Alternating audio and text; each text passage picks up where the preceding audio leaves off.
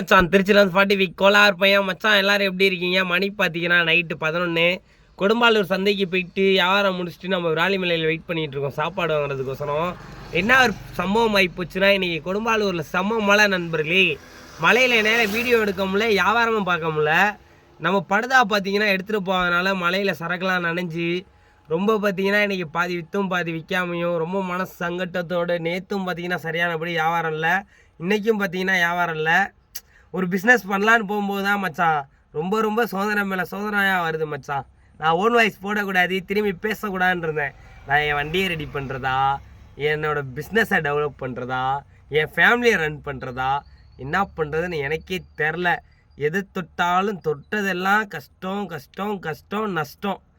என்ன பண்ணுறதுனே தெரில மச்சான். So chat.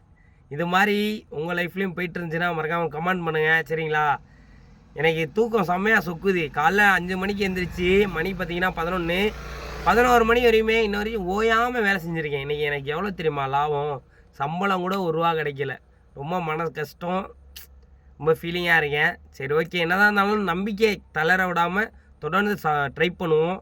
எவ்வளோ தோத்தாலும் எவ்வளோ அடி வாங்கினாலும் அதே இடத்துல நிற்கணும். அதுதான் பார்த்தீங்கன்னா உண்மையான வியாபாரிக்கு அழகுன்றதுனால நம்ம கண்டிப்பாக ஜெயிப்போன்ற ஒரு நம்பிக்கையில் ஓடுறேன் நண்பர்களே.